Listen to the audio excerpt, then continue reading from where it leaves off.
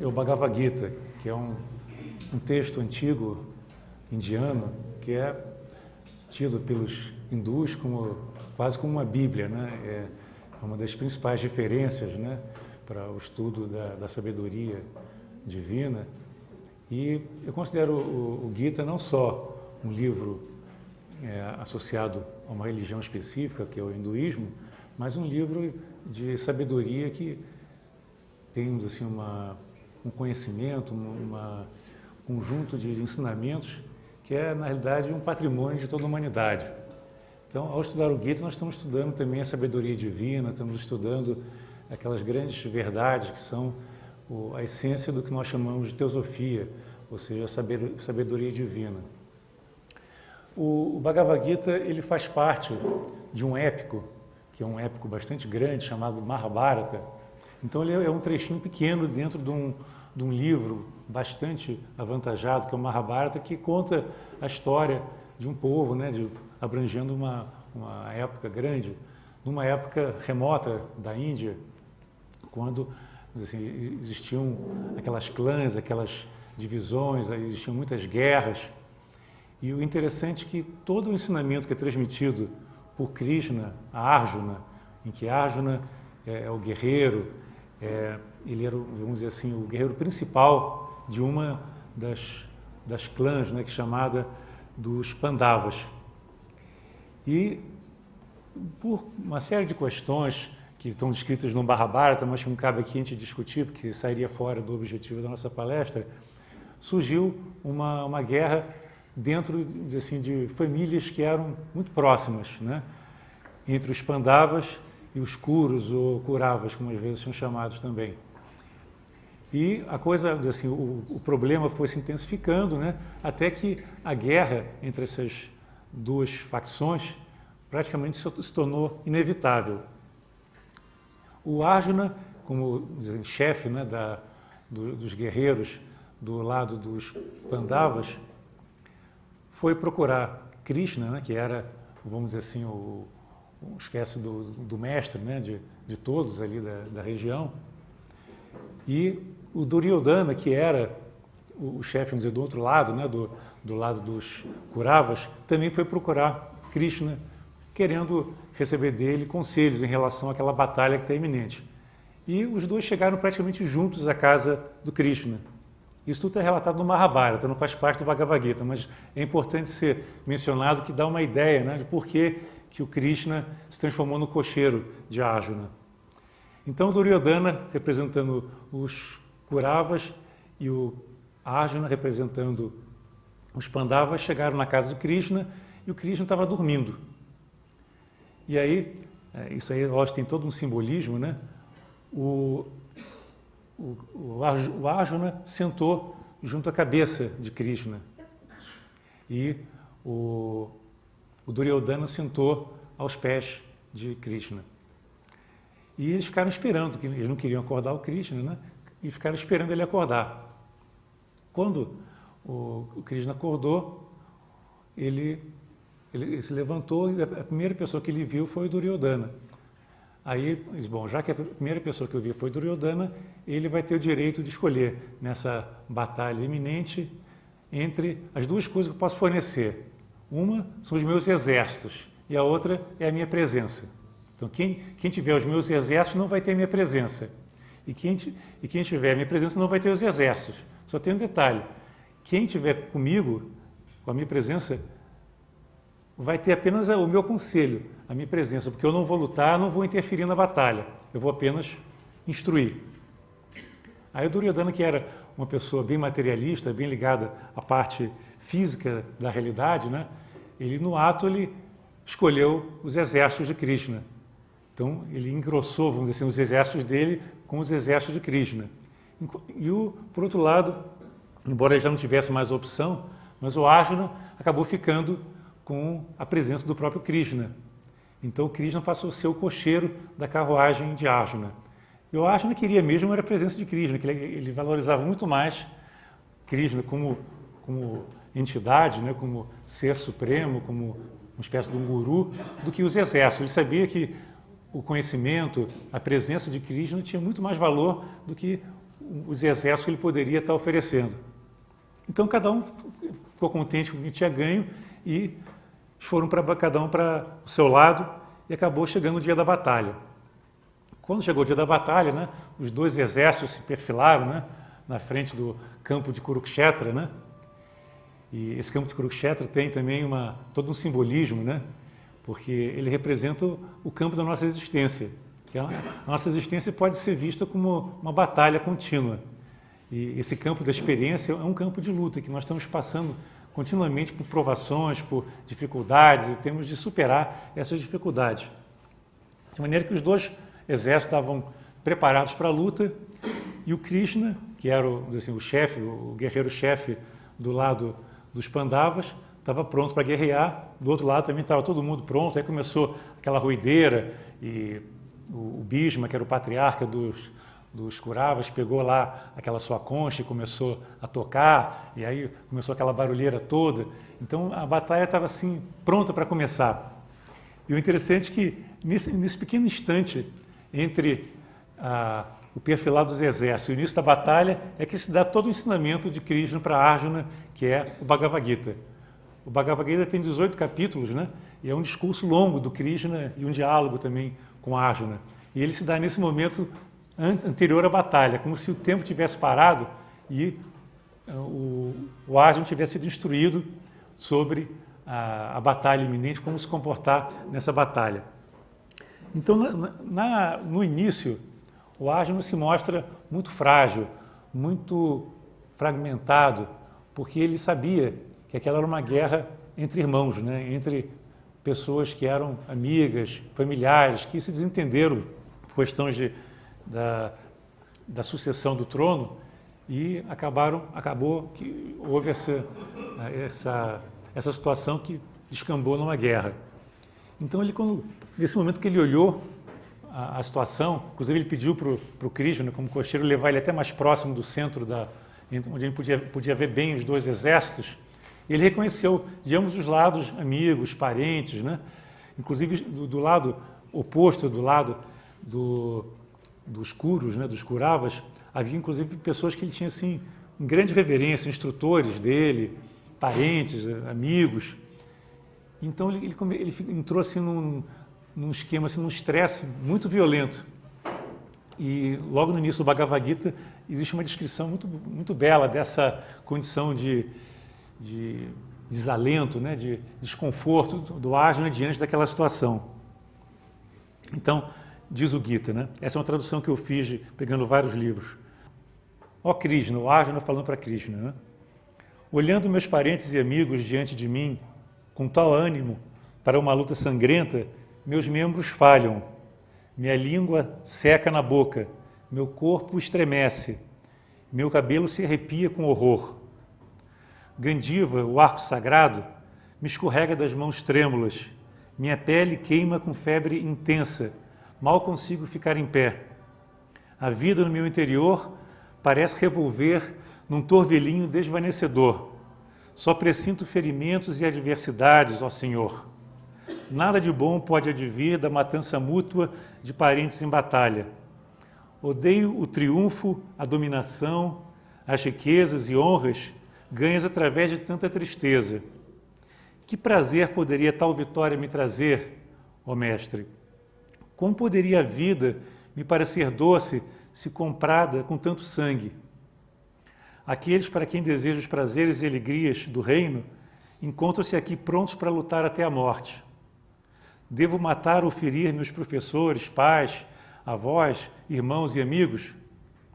Mesmo que eles quisessem me matar, não daria um único golpe pelo reino de todos os três mundos, muito menos pelo reino terreno. Matando meus parentes, só criarei angústia. Se os filhos de Dhritarashtra, que são da clã oposta, né, são culpados, nós, os Kurus ou Kauravas, nos tornaremos culpados por suas mortes e esse pecado passará a pesar nas nossas costas. Que felicidade pode resultar disso, Senhor? Então, vocês veem a situação de extremo sofrimento, dor, desalento do Arjuna diante de uma situação que era praticamente inevitável, numa guerra iminente. E o grande dilema dele, que ele era um kshatriya, era um guerreiro, né? Então, a função dele era lutar. Ele era, inclusive, o guerreiro-chefe, né? O comandante do lado dos Pandavas. Então, a situação se tornava muito grave, porque ele estava hesitando em lutar, porque ele não conseguia aceitar a ideia de que ele teria que derramar sangue de pessoas amigas, parentes, instrutores. Então, ele se recusa a lutar. Aí o Krishna, né, nesse momento, entra e começa a instruir o Arjuna. E é muito interessante a maneira como ele vai instruindo, né? E ele, como havia sido prometido, ele não interfere, ele apenas transmite um ensinamento que poderá libertar o Arjuna e fazer com que ele resolva esse conflito que está praticamente arrasando, deixando ele incapaz de atuar como guerreiro que ele de fato é, né? E é interessante, né, que essa situação desse conflito de Arjuna representa o conflito que existe no ser humano. O Subahal, que foi um teosofista contemporâneo de Blavatsky, inclusive era tido assim como um grande aconselhador de Blavatsky. Ele era muito mais jovem que Blavatsky, mas por ser uma pessoa com grande conhecimento, Blavatsky constantemente se aproximava dele para tirar dúvidas sobre os ensinamentos ocultos, né? Então ele escreveu um livro um comentário sobre Bhagavad Gita, e nesse livro ele comenta que o Gita ele representa o grande drama da existência do homem. O Arjuna, ao longo do Bhagavad Gita, recebe vários nomes, né? Ele é chamado de diversos nomes diferentes, cada um tendo um simbolismo. E um dos nomes que ele é chamado é de Nara. E Nara quer dizer homem. E também a mente humana, especialmente a mente humana. Então, o dilema de Arjuna é basicamente o dilema do homem dentro da sua caminhada evolutiva. Então, simbolicamente, a gente pode associar o Arjuna à mente humana, com todas as suas divisões, a sua dicotomia, os seus conflitos, e Krishna como sendo o Atma, né? O nosso eu divino, o espírito que está dentro de nós, aquela fagulha, aquela chispa divina dentro de nós. E como coloca o Subahal, a mente humana só tem acesso a essa inspiração que vem de Atma, que vem do espírito que está dentro de nós, se ela se abrir para esse Atma, se abrir para esse espírito que existe dentro de nós. Então essa é a diferença entre o Arjuna e o Duryodhana. O Duryodhana, por ser uma pessoa materialista, ele estava interessado só nos bens materiais e só no exército de Krishna, enquanto que o Arjuna estava aberto para o seu eu espiritual, para o ser divino que existe no coração de cada um de nós. Então, na medida que ele se abriu para o Krishna, né, e invocou a sua ajuda, ele passou a receber esse ensinamento. Então, o ensinamento que Krishna passa para Arjuna é aquele tipo de ensinamento que o discípulo recebe de seu mestre quando ele se abre para a vida espiritual, quando ele está desejoso, ele está ansiando por essa sabedoria, que é a sabedoria superior, que é aquela sabedoria que vem direta do coração. Não é a sabedoria que vem de fora, mas é a sabedoria que surge da percepção direta da realidade. Então, Krishna, em vez de ser apenas assim um guru como qualquer outro, né, ele na realidade representa aquela voz interna que todos nós temos acesso na medida que nós nos abrimos para o divino, nós nos abrimos para os nossos princípios superiores. E essa transmissão que ocorre de Krishna para Arjuna é uma instrução que nós podemos receber do nosso espírito também, na medida que nós nos abrirmos. É como se fosse uma inspiração que chega até a mente, na medida que a mente se aquieta e se abre para o espírito, se abre para a sua divindade interior. Então começa o ensinamento de Krishna para Arjuna. E é muito bonito, né, a maneira como Krishna coloca essa situação. Ele começa a mostrar que, na realidade, o conflito que Arjuna estava metido era uma grande ilusão. Então ele diz: o sábio não lamenta nem os vivos, nem os mortos. Em verdade, nem eu, nem você, nem qualquer desses homens honrados alguma vez deixou de existir ou deixará no futuro. Tudo que vive, vive para sempre. O sábio reconhece que a alma se transfere de um corpo para outro sucessivamente, da mesma forma que no corpo físico se experimenta a infância, a juventude e a velhice. Então, a primeira coisa que o Arjuna recebe de ensinamento é que há um grande engano ao nós acharmos que existe a morte. A morte é uma ilusão. A morte é uma transformação. O Sr. Krishnamurti coloca isso de maneira muito clara nos seus ensinamentos, quando ele fala que é preciso morrer a cada instante, morrer por passado a cada instante, porque vida é transformação. Quando nós nos apegamos àquilo que representa o que nós achamos que é o nosso eu, esse eu que na realidade é uma criação da nossa mente, esse eu da personalidade, se há esse apego a esse eu e se há o medo de aceitar a mudança, nós sofremos muito, porque a vida é mutação, a vida é mudança. Então, Krishna coloca isso, que o sábio não lamenta a morte, porque a morte é inevitável. Tudo que vive, um dia vai morrer. Ninguém vai poder fugir da morte física, né? Agora, o sábio, ele sente que a morte e a vida são uma coisa só, ele não foge da morte. Pelo contrário, ele procura morrer a cada instante. Isso é um ensinamento de grande beleza, né? Então ele diz, nem eu, nem você, nem qualquer dos seres que estão aqui nesse campo de batalha veio à existência em uma certa data ou deixará de existir, porque a alma, o espírito são imortais. O que se transforma e eventualmente chega a se decompor no processo da transição, que é chamado de morte por nós, é o corpo físico. As emoções, os pensamentos, a nossa personalidade morre, mas a nossa essência, né, nossa alma, nosso espírito permanecem. Porque a vida não pode nunca deixar de existir. Então, o Krishna continua a colocar: não há existência para aquilo que é irreal, assim como não há não existência para aquilo que é real. Ou seja, o que é real é a vida universal, é o princípio divino que está dentro de nós. Essa é a realidade, né?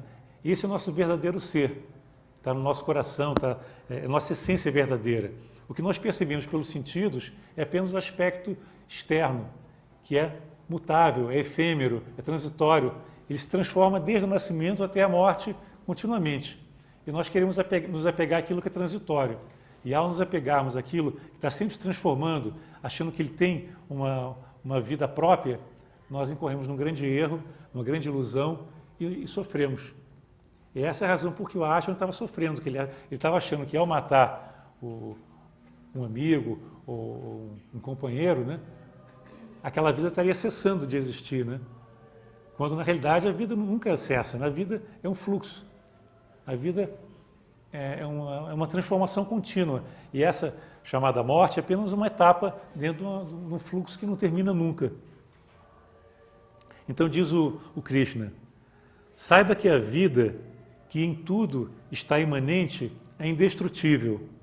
Não pode ser de forma alguma atenuada ou alterada. Mas os corpos que a vida eterna, imortal e imensurável veste são finitos e perecem. Deixe-os perecer, príncipe, e lute. Então, por que se pegar alguma coisa que é transitória, que é da natureza do efêmero, né, que certamente um dia vai desaparecer? Na hora que nós nos identificamos com a nossa essência, o fato de nós morrermos, ou nos transformarmos, ou nos ferirmos, ou ficarmos doentes, tem pouca importância, porque o que nós experimentamos é que tem valor. O que nós levamos dessa vida é o que nós experimentamos, é a nossa essência. O que ocorre com o nosso corpo não tem tanta importância.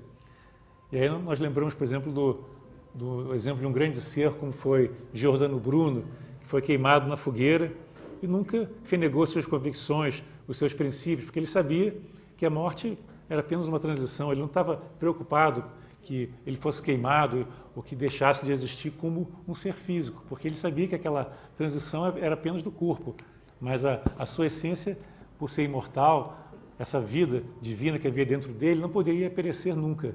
Daí porque os santos e todos esses grandes seres, eles não têm medo da morte, porque eles já estão totalmente afinados com essa natureza verdadeira e essencial. Então continua o Krishna a falar: as armas não atingem a alma, nem pode o fogo queimá-la, nem as águas umedecerem-na, nem os ventos ressecarem-na. sabendo que o espírito é impenetrável, incognoscível, imutável, intocável, inefável, não deve sofrer.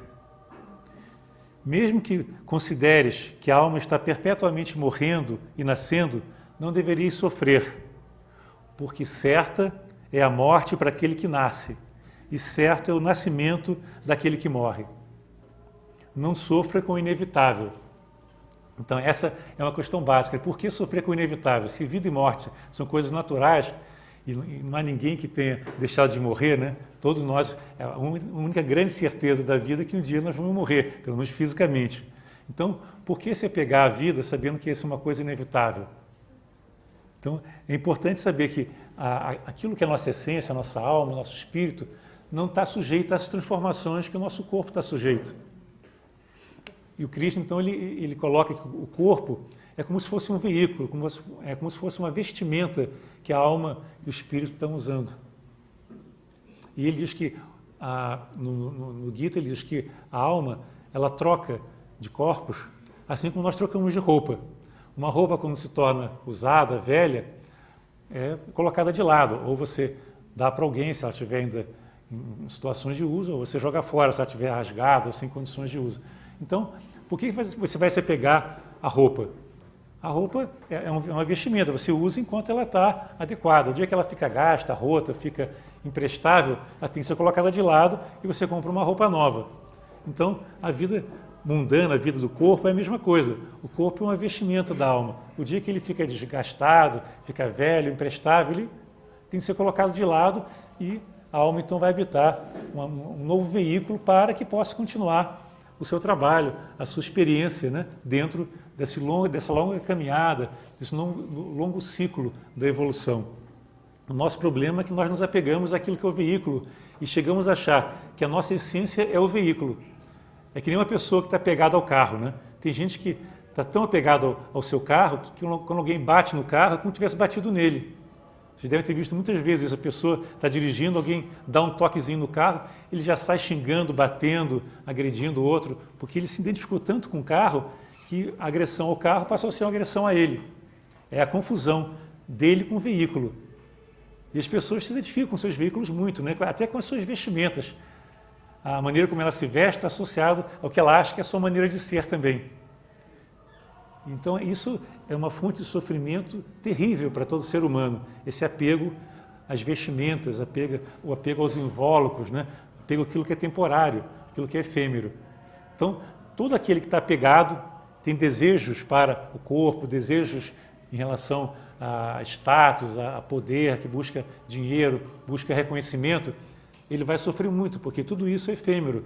O poder pode ser obtido num certo momento, mas daqui a pouco ele vai ser perdido, ninguém consegue ficar no poder eternamente.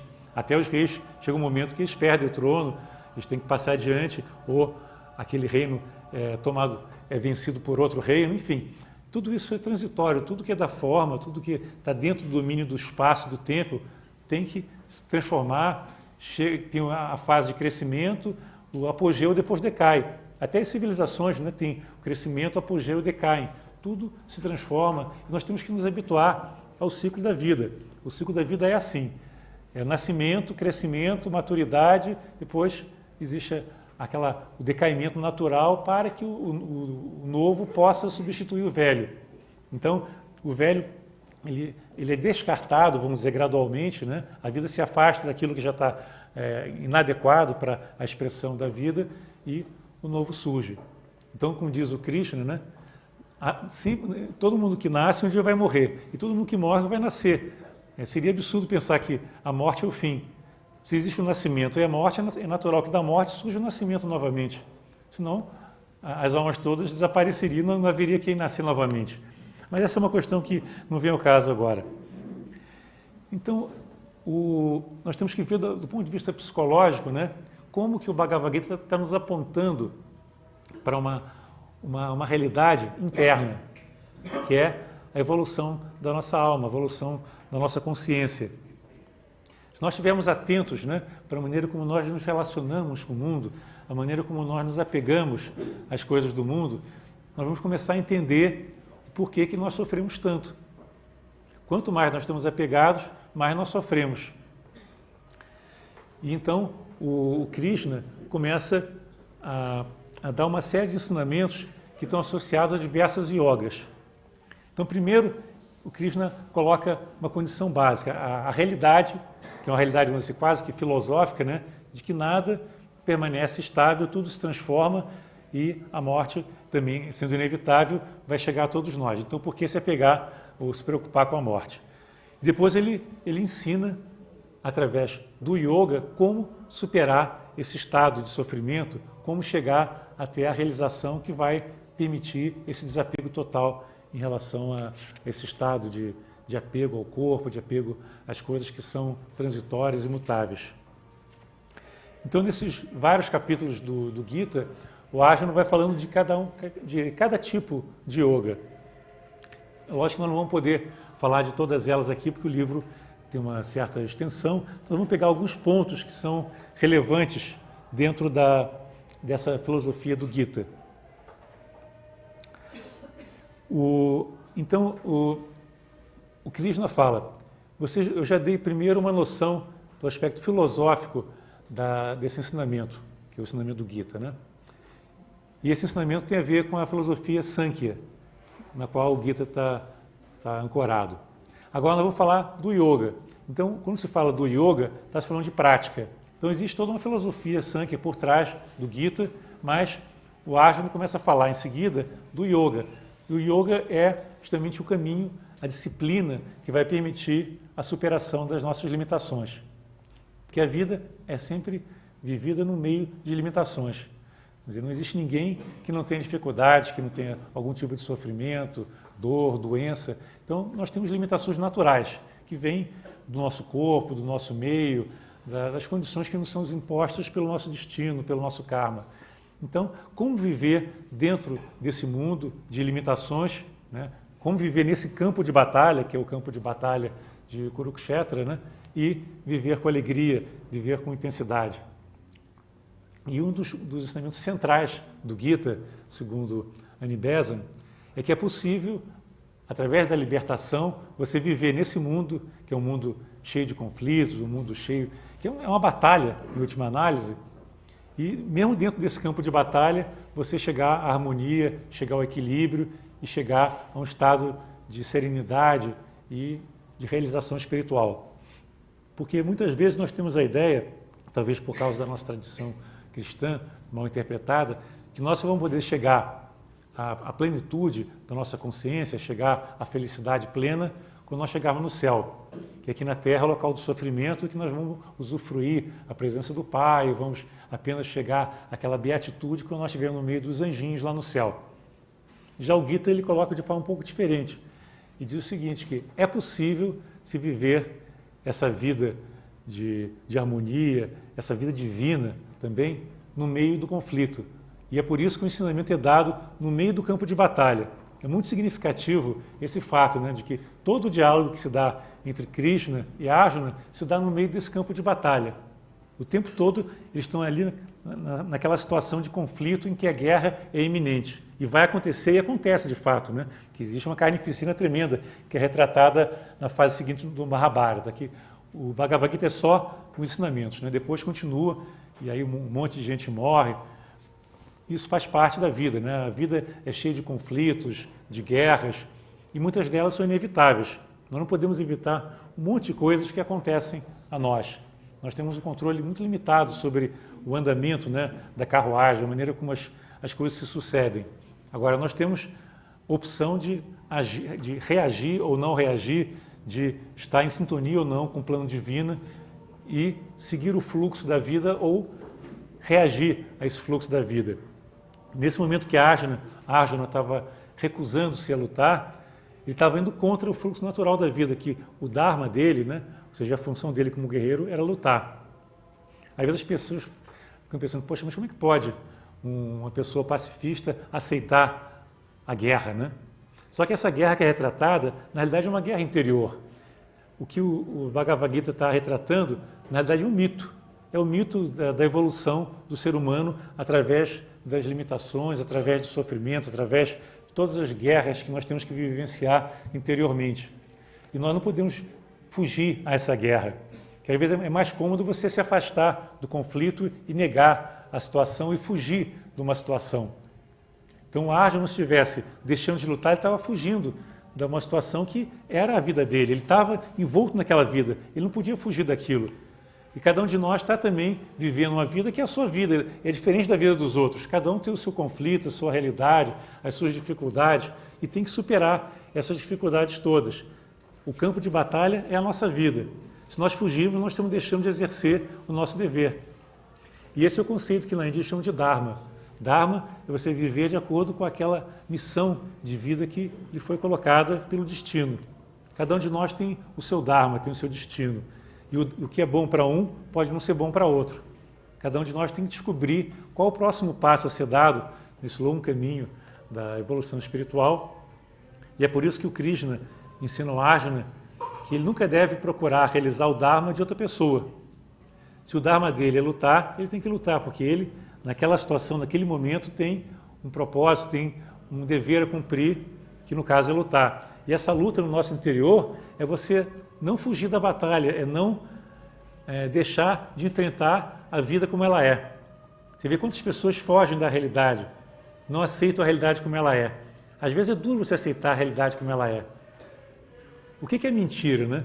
A mentira é uma tentativa de fugir da realidade. Quando você engana você mesmo ou engana os outros, é que você não está aceitando a realidade como ela é. Você não está querendo enfrentar a realidade pura e simples. Então você foge, você mente, você finge que é uma coisa quando é outra, você faz de conta. Tudo isso porque você não quer enfrentar a realidade, não quer enfrentar a responsabilidade. O ser espiritual ele não foge da responsabilidade, porque ele sabe o caminho dele, que está diante dele, é o único caminho possível. E o interessante que o Krishna coloca, que você nunca pode se furtar a ação. O Arjuna pergunta, o que é mais importante, a ação ou a inação? E o Krishna diz, olha, ação e inação, tanto a ação como a inação são importantes, mas a ação é mais importante do que a inação. Aí ele diz, isso por quê? Porque aquele que não age, se abstém da ação, ele deixa de dar a sua contribuição para o mundo. E o mundo cresce através de um trabalho coletivo, nós fazemos parte de uma coletividade. A nossa ação vai permitir que as pessoas que vivem à nossa volta se beneficiem da nossa ação, se ela for uma ação correta, uma ação desapegada. E é aí que faz toda a diferença a maneira como nós agimos, o propósito por trás das nossas ações ou a ausência dele. Então, o Krishna dá um exemplo. Se eu não estivesse aqui te instruindo, se eu não estivesse colaborando com a minha ação, sendo que a minha ação, nesse caso, é verbal, se eu não estivesse participando dessa batalha, eu estaria impedindo que você e todos aqueles que estão sobre o seu comando se beneficiassem da minha instrução. Então, você se abstendo de agir, recusando-se a agir, você está, na realidade, cometendo, em alguns casos, até um pecado. A omissão também é considerada um pecado. A Blavatsky, naquele livro A Voz do Silêncio, diz que a omissão, num caso de caridade, pode ser considerada como se fosse uma ação de pecado mortal. Quer dizer, se você pode ajudar alguém e se omite naquele momento, na realidade você está pecando, porque você está deixando de agir de acordo com a lei que rege todo esse sistema, de acordo com o plano divino. Então, por isso que o Krishna diz, em certos momentos, a estabilidade, a inação pode ser interessante. Certos yogis, certos rishis, eles permanecem um bom tempo, às vezes na montanha, numa caverna, meditando, mas se eles não saírem desse estado para retornar ao mundo e compartilhar com o mundo a sua experiência, essa experiência não tem muito valor, porque nós vivemos numa comunidade, nós somos parte de um todo maior, nós somos parte da raça humana. E se nós nos transformamos, toda a raça humana se transforma. É uma grande ilusão achar que nós somos seres separados do mundo, que nós somos um ser que está do lado de cá e o mundo do lado de lá independente. Existe uma unidade que permeia todas as coisas. E ao perceber essa unidade, nós passamos a agir de forma diferente. E essa é a diferença de um sábio para uma pessoa comum. Um sábio já percebeu essa unidade, já está aberto para a sua natureza divina, Ou seja, ele está aberto, que nem o Arjuna estava, para Krishna, que representa essa luz, essa sabedoria superior. Existe um livrinho que acho que muitos de vocês conhecem, chamado Luz no Caminho, que é um livrinho de grande sabedoria. E nesse livrinho tem um trecho na segunda parte, que é normalmente denominada Saga do Guerreiro, em que existe um ensinamento que está muito próximo desse ensinamento do Bhagavad Gita, no qual a instrução que é dada para o discípulo, né? Aliás, todo Luz no Caminho é um conjunto de instruções que são dadas para os discípulos. E os discípulos são definidos como aqueles que estão receptivos, aqueles que estão prontos para despertar para uma nova realidade. Então, nesse livrinho está dito o seguinte, se referindo vamos dizer assim, como se fosse para o Arjuna, né, para a mente humana. Mantém-te apartado da batalha que se aproxima, e embora lutes, não sejas tu o guerreiro. Vê que interessante, né? Mantém-te apartado da batalha que se aproxima, e embora lutes, não sejas tu o guerreiro. Ó, a similaridade que existe com o Bhagavad Gita, né? Quer dizer, a ideia é que o Arjuna deveria lutar, só que ele não deveria lutar como ele sendo o autor das ações dentro do campo de batalha. Então, se a mente deixar que a inspiração divina haja através da mente, né, se colocando ao largo, se colocando, vamos dizer, apartado da batalha e deixando que o guerreiro haja através dele, ou seja, que a luz divina possa guiar os seus atos, ele não pode temer nada. Então continua Luz no Caminho. Procura pelo guerreiro e deixa que ele lute em ti. Então, a postura do ser humano não é querer decidir as coisas baseado apenas na sua memória, no seu conteúdo mental, porque a nossa memória, o nosso conhecimento pessoal é muito limitado. E uma ação baseada no passado, uma ação que é baseada nesse conhecimento acumulado, é sempre uma ação que está sujeita ao erro, porque nós não sabemos tudo, nós temos um conhecimento muito limitado. Agora, se nós nos abrirmos para o guerreiro, sendo que o guerreiro, nesse caso, é visto como aquele ser dentro de nós que vai nos instruir, que vai ser, assim, o nosso instrutor também, como Krishna foi para Arjuna. Aí é possível você ter uma ação que é uma ação pura. E continua o livro. Recebe as ordens dele para a batalha e obedece-as. Então, o que representa isso? Que, em vez de nós agirmos por conta própria, usando apenas a nossa vontade, o nosso desejo, nós devemos nos abrir para uma vontade superior, que tem a ver com o nosso Dharma, com o nosso caminho mesmo dentro da vida. As pessoas que são ignorantes, elas não percebem que existe um plano na natureza, que existe um plano divino. Então começa a dar cabeçada para aqui e para lá, e a vida delas é sempre uma perseguição daquilo que lhes traz prazer e uma fuga daquilo que lhes traz de sabores, e aquilo que lhe repele. Então é uma oscilação constante, né? Ora buscando o prazer naquilo que é atrativo e ora fugindo daquilo que é repelente, aquilo que lhe traz dor ou desprazer. Então nessa oscilação a pessoa vai sempre oscilando, vai sempre sofrendo. Uma hora ela quer uma coisa, se ela consegue aquilo que ela tentava, ela já vai buscar outra coisa.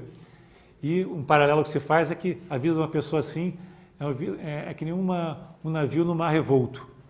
Aquele vento, né, que é característico das paixões, está sempre levando o barco de um lado para outro e não há controle nenhum do ser sobre o veículo. O veículo, né, a nossa personalidade é jogada de um lado para o outro ao sabor dos desejos, ao sabor dos ventos. Então, aquele que conseguiu serenar a sua mente, ele eliminou a raiz que está fazendo com que tudo esteja nesse redemoinho.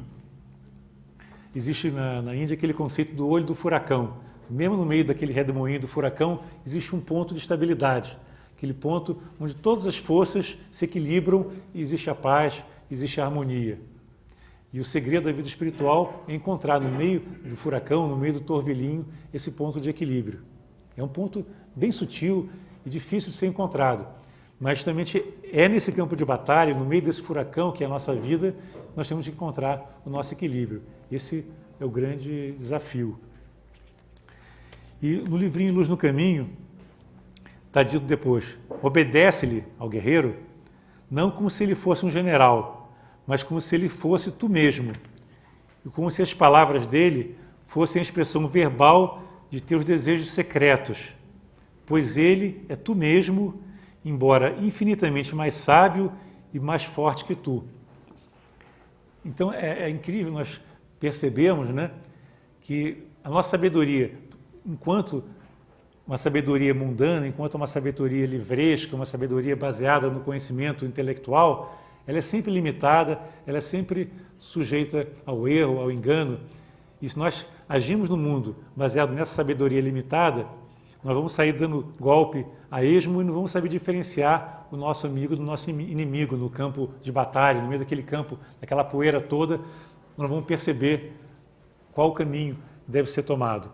Agora, aquele que conseguiu se identificar com o seu guerreiro, se conseguiu se identificar com a sua natureza espiritual e se abriu para ela, esse não dá um golpe falso, porque não é ele que está agindo, ele está sendo um veículo, ele está sendo um instrumento de algo superior. Que vem a diferença grande que existe entre você ser o agente, ser o autor da sua ação, e você ser um instrumento de uma força maior, você ser um veículo do guerreiro que está dentro de você. Então, no finalzinho desse ensinamento que está no Luz do Caminho, está dito, referindo-se ao guerreiro: ele é tu mesmo, no entanto, tu és finito e sujeito ao erro. Ele é eterno e firme.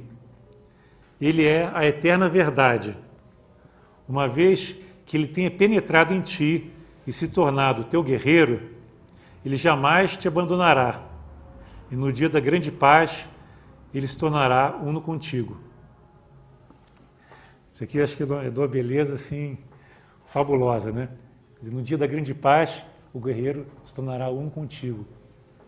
E o dia da grande paz é aquele dia que nós não mais estivermos sujeitos a essa ignorância, né? A esse eu da personalidade, esse eu material, esse eu ilusório, efêmero, que nós identificamos com a nossa natureza. Quer dizer, para que a vida divina possa surgir, possa nascer, nós temos que morrer para esse eu. Sempre para que algo novo possa nascer, nós temos que morrer para o velho, não é verdade? Essa é a lei da vida. Para que você possa construir o novo, você tem que destruir alguma coisa. E na Índia, isso está muito vivo, né? Na imagem de Shiva. Shiva é o deus da criação e da destruição ao mesmo tempo. Porque para que o novo possa nascer, o velho tem que ser destruído. Tem aquela imagem, inclusive, do Krishna Nataraja, né? Que o Krishna está pisando e destruindo as coisas, enquanto o mundo está sendo refeito e o mundo renasce dessas cinzas da destruição. Então, o campo de batalha certamente envolve destruição. E nós podemos observar na nossa vida que a destruição existe em toda parte, né? Nós vemos pessoas morrendo, nós vemos guerras, nós vemos conflitos em toda parte. Isso às vezes nos dá um certo desânimo, enquanto nós estamos vendo toda essa mudança, essas guerras, esses conflitos, de um ponto de vista meramente pessoal. Do ponto de vista da nossa individualidade, separada do mundo, tudo parece estranho, tudo parece incompreensível, as guerras são injustificáveis, o sofrimento é injustificável.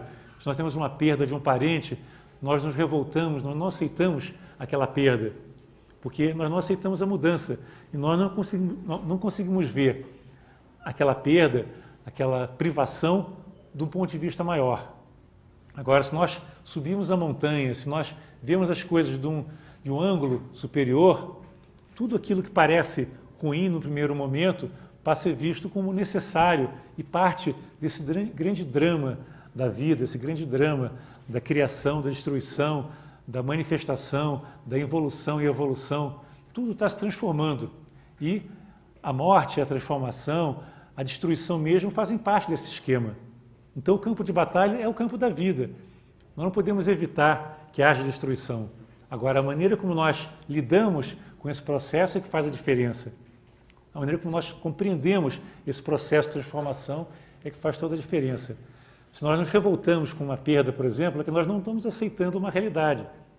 As coisas que acontecem a nós, grande parte são inevitáveis, não dependem da nossa escolha. E nós achamos que, às vezes, nós somos culpados pela perda de alguém, e aquele processo, aquele sentimento de culpa, às vezes, é carregado nas costas como um grande fardo por pessoas que não aceitaram e não compreenderam que a mudança ocorre independente da nossa vontade. É a realidade da vida. O fluxo e a mudança são a lei da natureza. Então, estar preparado para essa mudança, para esse jogo de vida e morte, né? Que é o próprio jogo da vida, que é a sabedoria.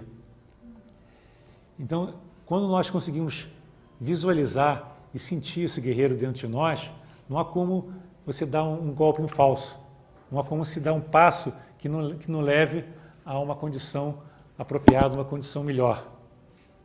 E nós temos que entender todo esse jogo da vida, esse fluxo da vida, é o fluxo de transformação, é o fluxo do vir a ser, e que enquanto nós estamos baseados nesse mundo de matéria, nós temos que aceitar esse processo de transformação. Então, Krishna coloca para Arjuna, como então nós vamos lidar com toda essa mudança, né? Como é que nós agimos no mundo de transformação? Eu dizia há pouco que o Krishna instruía a Arjuna que a ação é superior à inação. Então, como agir? Se a ação é inevitável, a ação é necessária nesse mundo, como nós podemos agir de uma forma que nós não venhamos a criar mais problemas? Como agir de uma forma sábia? E aí, no Bhagavad Gita, o Krishna coloca, a ação verdadeira, a ação correta, deve ser aquela ação que está desprendida dos seus frutos, ou seja, aquela ação desapegada, é uma ação espontânea, é a ação daquele que não está preocupado com os resultados da sua própria ação.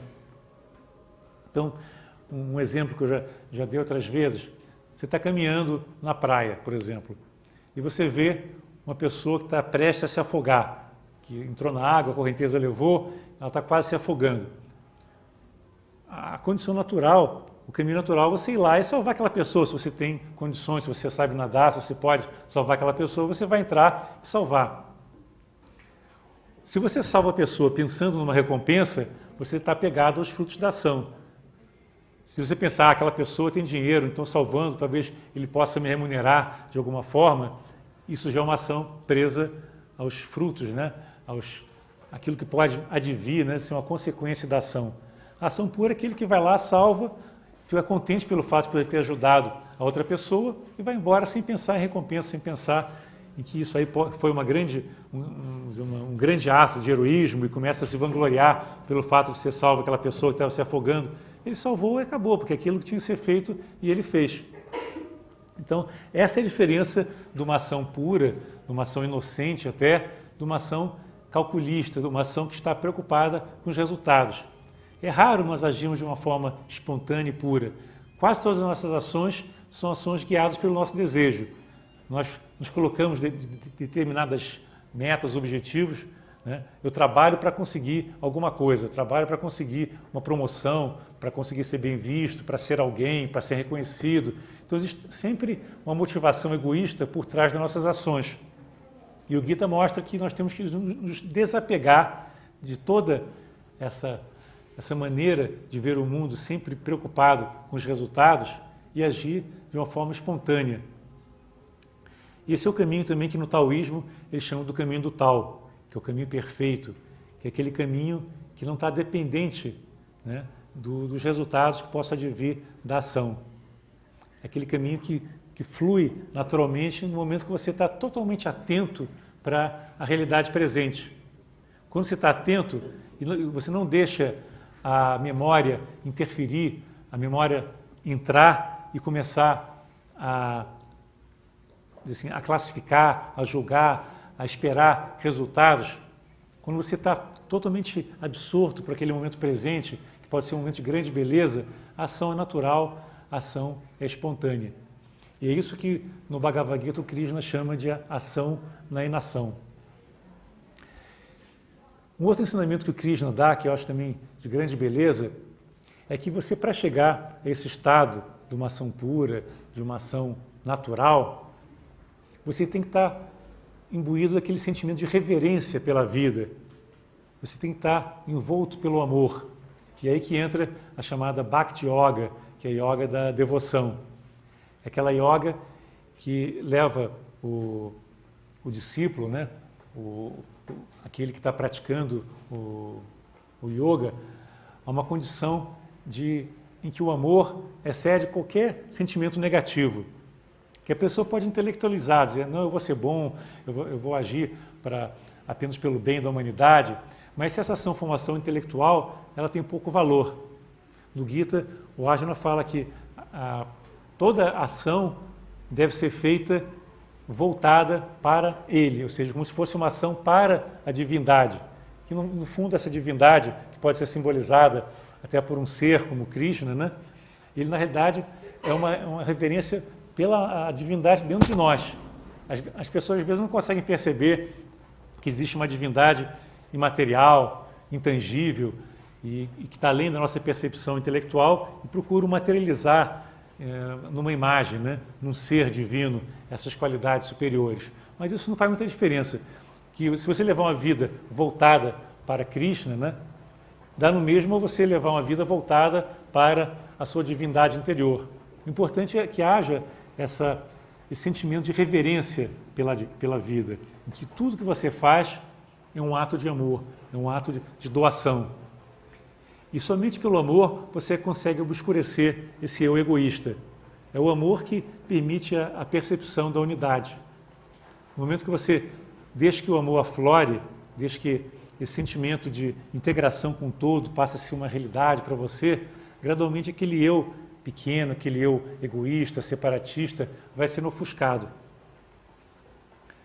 Então não é através do pensamento, né, através daquela maquinação toda mental, do intelectualismo, que nós vamos alcançar essa condição de transcendência. O Krishna deixa muito claro, né, que tudo no universo está permeado por essa essência divina. E o yogi é aquele que percebe essa presença divina em todas as coisas. Ele não se sente separado dessa realidade que está em toda parte. Ele se sente uno. E por ele se sentir uno com esse todo, ele reverencia a divindade em cada vida, em cada parte da natureza. É muito fácil você encontrar a divindade no belo. Uma pessoa, você reconhecer num amigo, né? num guru, num ser bondoso, essa presença divina. O mais difícil é você encontrar essa divindade, às vezes, num cachorro sujo, como diz o Gita, ou num mendigo. O mendigo está revirando o lixo.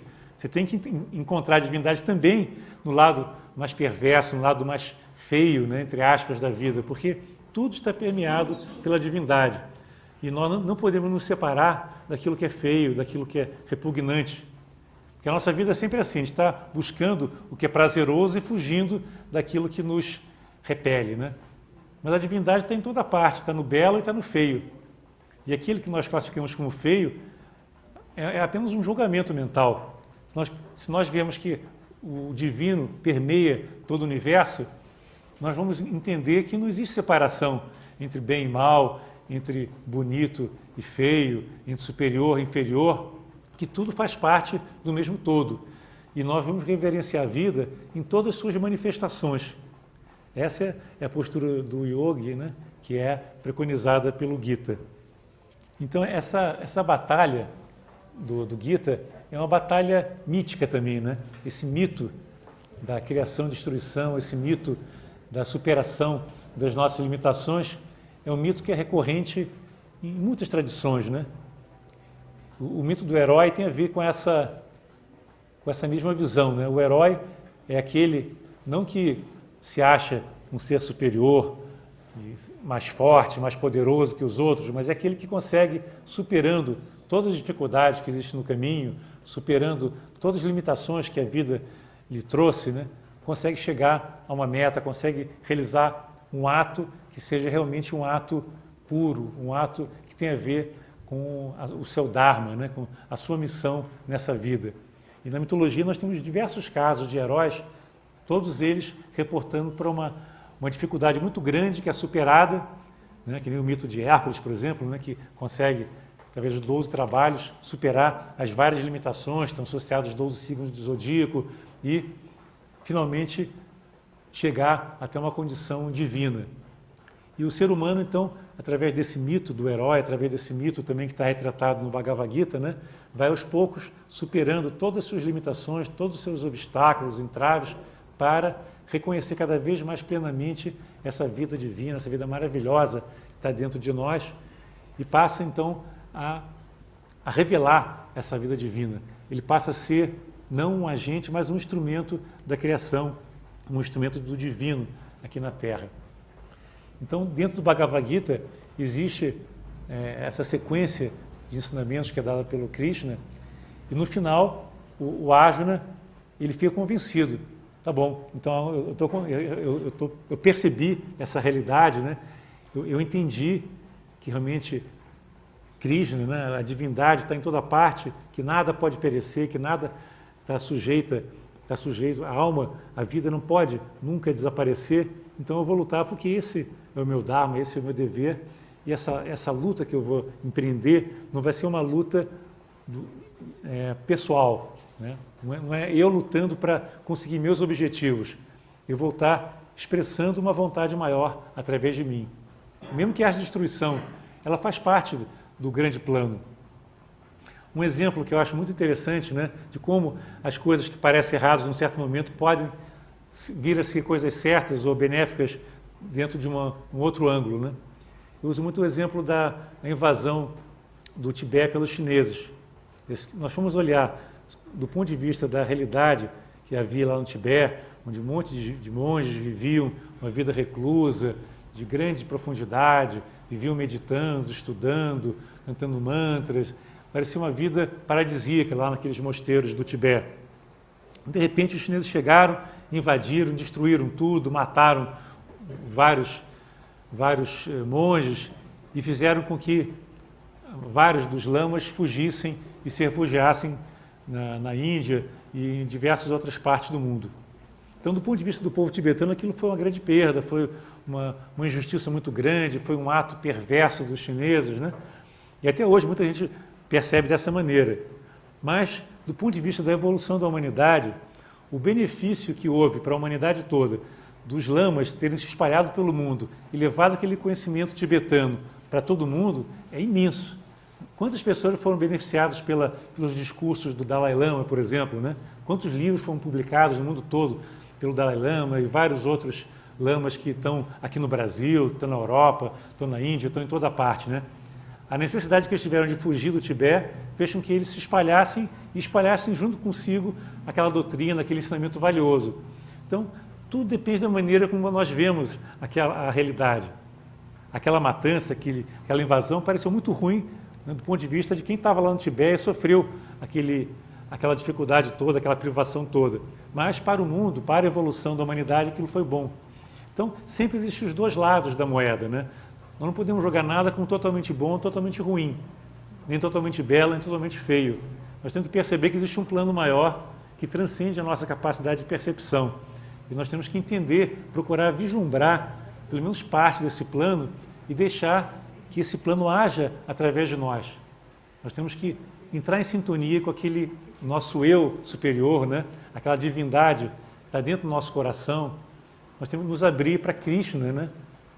Nós, como Arjuna, temos que deixar que Krishna habite em nós, se expresse através de nós. E somente se nós nos abrirmos para o divino dentro de nós, é que é possível nós realmente sermos plenos, sermos seres humanos no sentido mais elevado da palavra. Somente se nós estivermos sentindo o divino, expressando o divino, é que nós podemos nos realizar, alcançar a plenitude, alcançar a sabedoria e alcançar também a bem-aventurança.